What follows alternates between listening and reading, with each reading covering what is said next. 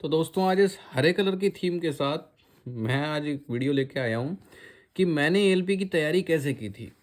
भाई सीधी सी बात है, मैंने कैसे कैसे पढ़ाई करी, इस बात को मैं आज शेयर करूँगा इस वीडियो में।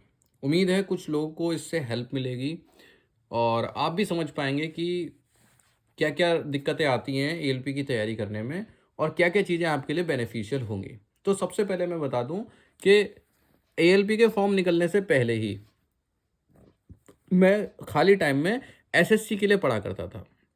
सिर्फ मैथ पढ़ता था, कुछ नहीं। ठीक है, थोड़ी बहुत मैंने इंग्लिश पढ़ी थी, इसके अलावा मैंने ना कोई रीजनिंग पढ़ी थी ना साइंस पढ़ी थी। साइंस में मैं फिजिक्स का ट्यूशन पढ़ाता था। मैं फिजिक्स का ट्यूशन पढ़ाता था 11th और 12th के बच्चों को, वो मैं कई साल से पढ़ा रहा था।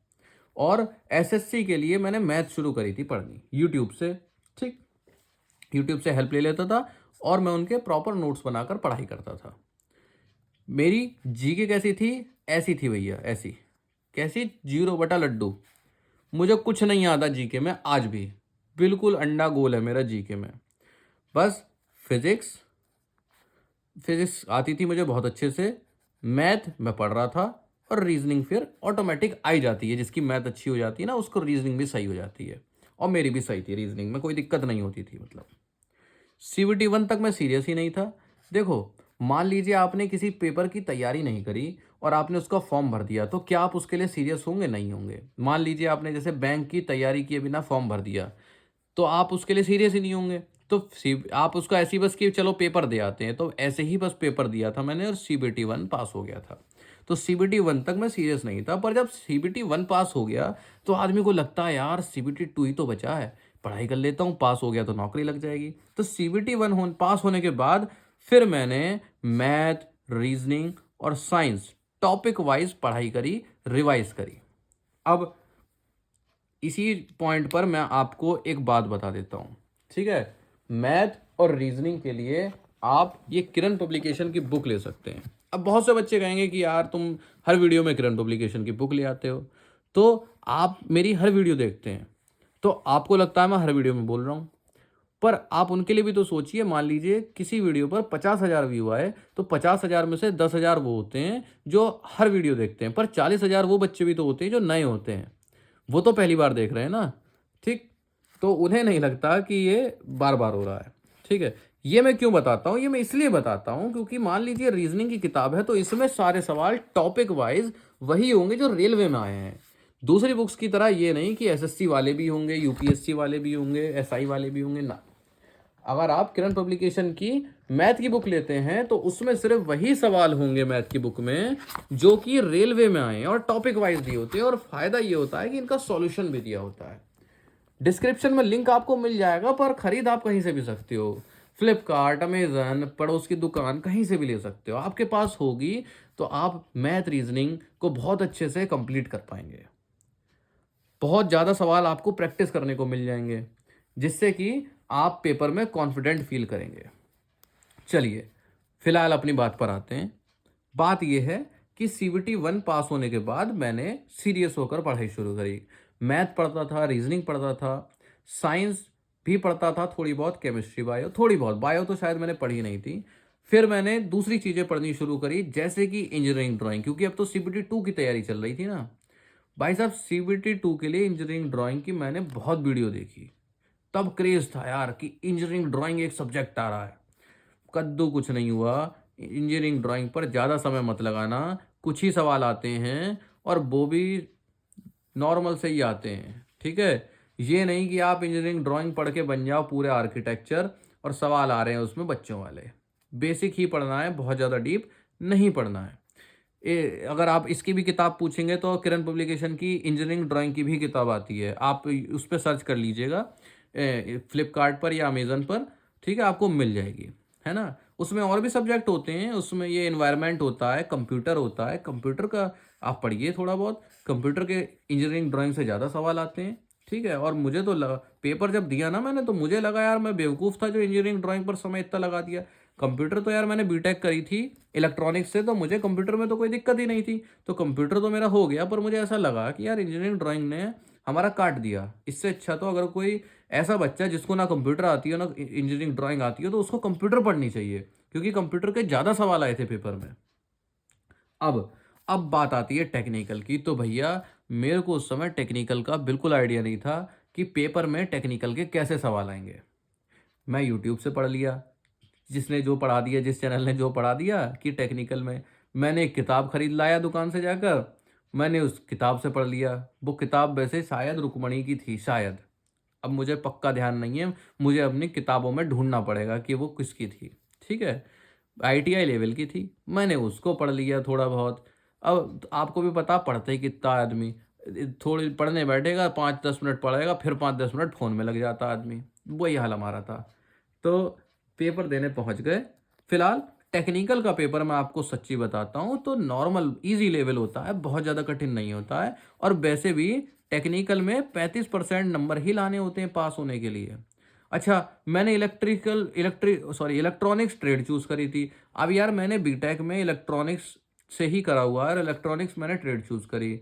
तो वैसे भी इतनी दिक्कत नहीं होनी थी, तो मुझे ऐसा लगा कि पेपर नॉर्मल ही है, आसान ही है। 35% की जगह उसमें मेरे 60-65% नंबर आए थे टेक्निकल वाले में। उसके नंबर मेरिट में जुड़ते ही नहीं हैं। तो आप में से जो भी बच्चे ऐसा लगता है कि टेक्निकल का पेपर गलत चूज़ हो गई ट्रेड, या फिर आपको आता नहीं है, तो थोड़ा बहुत पहले से ही पढ़ लें। सीबीटी 1 के बाद अगर सीबीटी 2 में कम समय मिला तो आपको कई सारे नए सब्जेक्ट पढ़ने पड़ जाएँगे। ठीक है? तो आसान पेपर था। अब मैंने क्या किया था, जब मैंने, ये मैं बता रहा हूँ अब बात कब की, पढ़ाई की, सीबीटी 2 की जब तैयारी कर रहा था। तो भैया मैं कसम से बता रहा हूँ, कसम खा के, मैं मतलब प्रीवियस ईयर वाले क्वेश्चंस को सॉल्व करता था टाइम के अंदर।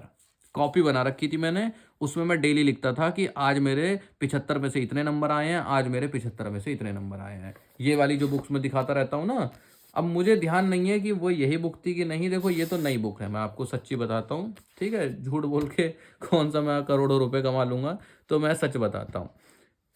ये बुक तो अभी की है, नई बुक है, दिखाने के लिए है ये आप लोग को। बेस दिखाने के लिए इसलिए है कि इसमें प्रीवियस ईयर के क्वेश्चन पेपर है, मैं भी सॉल्व करता था। अब मुझे नहीं याद कि वो किरण पब्लिकेशन की ही थी या दूसरी थी, जहाँ तक है किरण की ही थी, क्योंकि इन्हीं की आती हैं ज़्यादातर। तो मैं उसमें डेली सॉल्व करता था। तो उससे मुझे क्या फ़ायदा मिलता था, मेरी स्पीड बढ़ जाती थी भाई, मेरी स्पीड बढ़ी वाक़ई में। मेरे पेपर में 10 65 क्या कहते हैं 60 मिनट में 75 सवाल करने थे, 10-15 मिनट पहले कर लिए थे। क्यों? क्योंकि मैथ फुल स्पीड करे पढ़ें, करे पढ़ें, करे पढ़ें। टाइम ज़्यादा बचा है पर फुल स्पीड पकड़ी हुई है, जिससे कि अगर कोई सवाल छूट जाए, मैं किसी में अटक जाऊँ या रिवाइज़ करना हो तो मैं कर लूँ। ठीक है? तो मैं डेली क्वेश्चन पेपर को सॉल्व करता था, टाइम के अंदर सॉल्व करता था। इसके बेनिफिट मिलते हैं और तभी मैं हर वीडियो में गाता रहता हूँ कि आप भी ये करिए। जब मेरा सीबीटी 2 पास हो गया, मान लो सीबीटी 2 दे आया मैं पास हो गया। अब तीसरा नंबर था साइको टेस्ट का। साइको टेस्ट की मैंने कुछ टेस्ट सीरीज़ ऑनलाइन खरीदी थी। एक आध किताब भी लेके मैं आया था। खाली समय में मैं किताब से भी करता था, जब मैं मान लो कहीं बाहर गया मम्मी के साथ, ठीक है? किसी के यहाँ गया, मम्मी को कहीं काम है, मम्मी बैठी हैं 1 घंटा, तो मैं वहाँ किताब लेके जाता था अपनी साइको की। मुझे याद है इसलिए बता रहा हूँ, मैथ्स की नहीं, साइको वाला के समय बता रहा हूँ कि साइको की किताब मैं लेके जाता था और प्रैक्टिस करता था। वो मैं स्टेशन मास्टर की, सच्ची बताऊँ तो स्टेशन मास्टर की साइको की किताब ले आया था। वो सब कॉमन बना रखी थी उन्होंने। उससे कुछ नहीं, कुछ चीज़ें क्लियर हुई। जैसे कि ईंटों वाले सवाल आते हैं कि ईंटों के कोने कितनी कोने को टच कर रहे हैं, ईंट की साइड, या इसके पीछे कितनी ईंटें छुपी होंगी। वो सवाल मैंने वहाँ से सीखे। अब क्या हुआ, मैंने ऑनलाइन टेस्ट सीरीज़ खरीदी।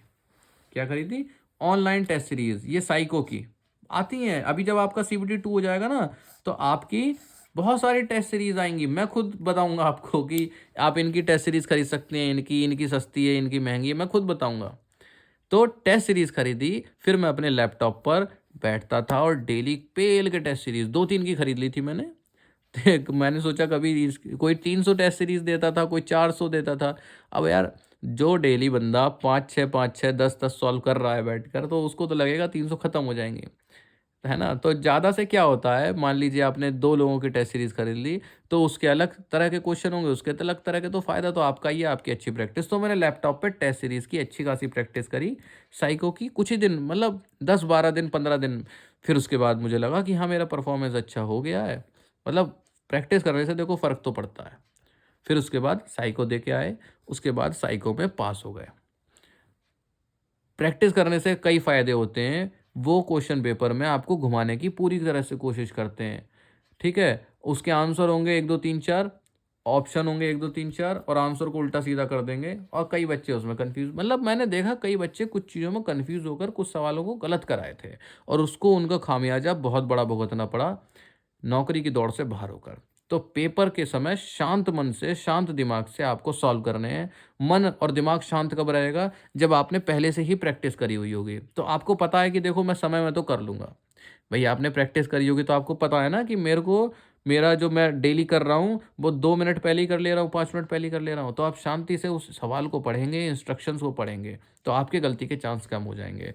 तो इस तरह से मैंने तैयारी करी थी। उम्मीद है आपको इनमें से कुछ पॉइंट्स काम के मिले होंगे, जो आपके काम के आएँगे। भाई अगर इस वीडियो से किसी 1-2 को भी कुछ फ़ायदा मिलता है, तो भाई मेरी तरफ से तो ये मेरी वीडियो सफल है। फिर भी आपके अगर कुछ सवाल बचे हैं, तो आप कमेंट कर सकते हैं। मैं पूरी कोशिश करूँगा उनका रिप्लाई करने की।